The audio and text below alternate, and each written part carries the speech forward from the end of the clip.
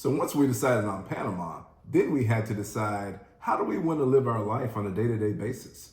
And with that, we had to decide, do you want to live in the city? Do you want to live in the mountains? Or do you want to live by the beach?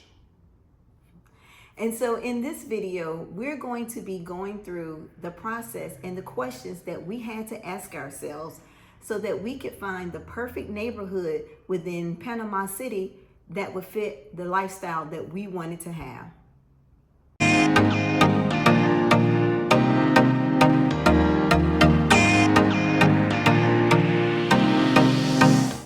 Hey, I'm Rob. And I'm Miko. And we're Wander Open Roads. So yeah, let's get into this question about, do you choose the beach, the mountains, or the city? So, you know, with the beach areas, you have some beautiful beach towns like Coronado. Mm-hmm. And, you know, there you're going to have almost like resort style type beach areas, you know, walkable areas with, you know, restaurants and with established expat communities in those areas. So there are definitely some pros to living in some beach towns. But there's also some cons, like you're going to have limited options when it comes to accessible health care, like if you have specific needs. There's also going to be fewer food options because, again, it's a smaller town. It's going to be quieter, so you have to think, oh man, you know, is this something that, you know, I can handle long term? Because you could get bored. Yeah. Because at night, there's not that much to do.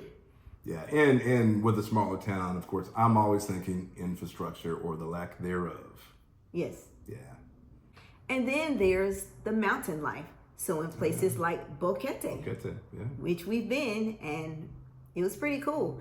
And some of the pros of that was that the weather was actually cooler. Yeah, in some areas about 10 degrees cooler than in the city. Yeah, but the scenery was just gorgeous. It was breathtaking looking into some of those canyons. I mean, they got it. The river that's running through the city is just great. There's a tight-knit expat community there. So you're going to find your people. And it's also a slower pace of life. So you can actually just kind of slow down and relax. Yeah. As for the cons, you know, it's a pretty far drive or distance from really... It's like 7 hours from Panama City? Yeah, 7 hours from Panama City for, you know, for flights. You can take a flight into David, which is, like, it's about 45 minutes from there. It's really a situation where you're going to have a car, because if not, you're going to spend tons of money in taxis and different things like that. So it's very isolated, and you're not going to have you know, shows and clubs and rooftop bars. You're not going to have that. You're going to have a few restaurants and, you know, kind of hanging out with friends. So, you know, you definitely have the potential of feeling a little isolated out there. And, you know, once again, I will mention infrastructure or lack thereof being in a small town. All right. And then the last option was the city. And specifically for us, the only city we really considered was Panama City. And the pros were endless. I mean, international airport hub, walkable city, modern skyline, great healthcare, access to shopping, every type of, you know, if you want American products, restaurants. I mean, some of the top restaurants in Central America and really all of the Americas. I mean, so many things to do, a huge expat community that's already here, and the infrastructure of a modern city, infrastructure that is going to be comparable to the U.S. So there you go. Yeah, but there are cons as well. Sure. It can be noisy. Yeah. There's a lot of honking of horns here. It is definitely city life. Yes, it's definitely city life. So Avenida Balboa is probably the worst case scenario. Yeah. Beautiful views, but the worst case scenario as far as noise. So, I mean, yeah, you know, if that's something that you can't tolerate, you have to take that into consideration. Right. Also, just the cost of things. Because we're in the city, things just cost more. Yeah. The traffic.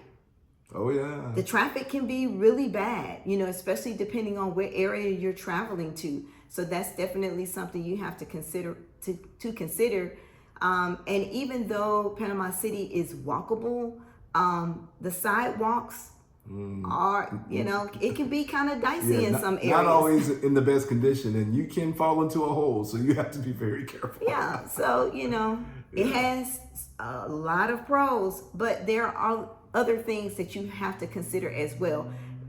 Really depending, no matter which place you choose. Yeah. So you just have to keep that in mind. Right. But ultimately, we did choose the city. We chose Panama City. And now we're going to dive into some of the specific neighborhoods in Panama City and why we chose ours. So when you're evaluating the different neighborhoods within Panama City, you really have to do your research because all of them have their own totally different feel and vibe. So, you really have to know what you're looking at. So a couple of them that we considered was Costa del Este. Mm-hmm. Costa del Este is basically a planned community. It's very beautiful. When you walk down the streets, there are wide sidewalks and roads. I mean, it really feels like you're in the United States.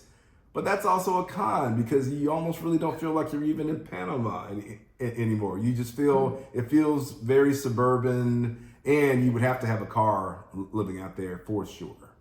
Yes. Another neighborhood that we looked at was Punta Pacifica or Punta Paitilla. They're kind of right there close together. Yeah. The views from the high rises are just amazing. Some of the best views in the city. But there are so many high rises in that one area. Yeah, they're all kind of packed in together. Yeah. So you just are in this high rise luxury bubble. There's, really not much there other than the high rises. Yeah, even stores. There really aren't that many stores or restaurants. It's so just tightly packed in with residences. So, yeah. Another place that we looked at was Avenida Balboa, which is a very popular area for expats, a very popular area for visitors that are coming to town. And it definitely is going to have the most amazing views of the city and of the Santa Costera and of the Pacific Ocean. So if you've got to have the ocean view, then Avenida Balboa might be for you. But it is going to be the noisiest area of the city. Yeah. And, different times of year when they have the festivals right in the downtown area. Yes. That music is going to be pumping until all hours of the night. And there are a lot of people that actually leave town during those festivals if they live on Avenida Balboa because the noise is so bad. So beautiful views, too much noise. Yeah. I mean, it was actually kind of like our first place that we looked at. But once we started digging in and learned about all the noise, it was like, I'm too light a sleeper. Yeah, I didn't think it was for us. Yeah. Another neighborhood that we looked at was Casco Viejo. Now, this is the historic district, so you have all the very cool historic buildings. It's very beautiful. You get the very Panamanian energy there. Yeah. But the problem is again, because it's a historic area, you're going to have problems with parking and the logistics of getting around. Tight streets. Yes, and it's a very touristy area, so you also have to deal with that. Yeah, lots of rooftop restaurants and bars. So once again, that music's pumping all night. Yes. Yeah. Another area that we looked at was El Cangrejo, or the crab, as it's called in Spanish, right? And we actually stayed there in our Airbnb when we first came for a few weeks, and it's very walkable. It's very lively. It's kind of a very popular area for younger expats and people coming into the country.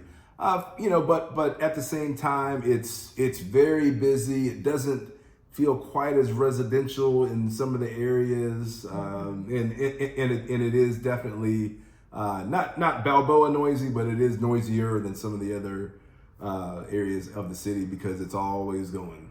Yes, and then Obarrio was really centrally located, so we kind of liked that idea. But after checking it out, it didn't have as much of a neighborhood feel and charm.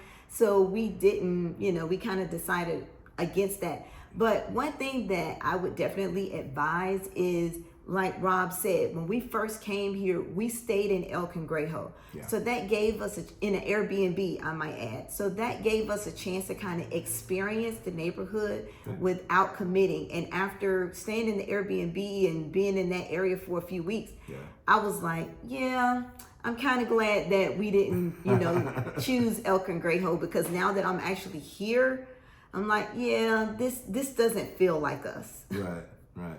So ultimately, we ended up choosing San Francisco. So we chose San Francisco after really looking at ourselves and trying to determine what kind of lifestyle we wanted to have. We had to reflect. And coming from an RV lifestyle, we knew that there were tons of things that we liked about being RVers. And one of those things was the green space. We knew that we couldn't just be living in a concrete jungle. We really needed to focus on that. Yeah, definitely the big draw was Parque Omar, which is on the north side of San Francisco. It's basically like the Central Park of Panama City. And we'll have to do a separate video on Parque Omar, because there's so much to offer there. They have festivals and just walking trails, exercise areas, places for kids. It's an amazing green space. So we go there and we enjoy it, several times per week, and walk and just enjoy nature. And it doesn't even feel like you're in the city when you're there. No, not at all. Yeah, for sure. But yeah, so San Francisco for me definitely has that feel of it. It's not touristy like some other parts, and it has a nice mix of expats and locals. Yeah, I mean, it's very residential. Yes, very residential. And that's what I like about it. Yeah. There are so many restaurants that are embedded within San Francisco. Oh yeah, I mean, all types of restaurants and shops. It's very walkable. I mean, we can walk to restaurants, we can walk to the grocery store, we can walk to the coffee shop, we can walk to the park, we can even walk to the mall. We've done that before. Yep, we can walk to the mall. Yeah. So you're still right here in the city. You're only a 10-minute Uber ride from Avenida Balboa. You're 20 minutes from the airport. But yet so you're in the city, but it still has that residential feel. I mean, there's schools right down the street. There are kids walking around, playing soccer, it's just, Yeah. So for us, San Francisco gave us the best blend of city energy, long-term livability, and everyday practicality. Yeah. So it wasn't by accident. Through all of our research, everything that we looked at, San Francisco came highly recommended. It's highly sought after, and it has not disappointed. Exactly. So if you are looking at living abroad, looking at moving to Panama or Panama City, please follow along and subscribe. We have so much more to share. Yeah, we do. So thank you so much for joining us for this video, and we will see you next time. Wander safely.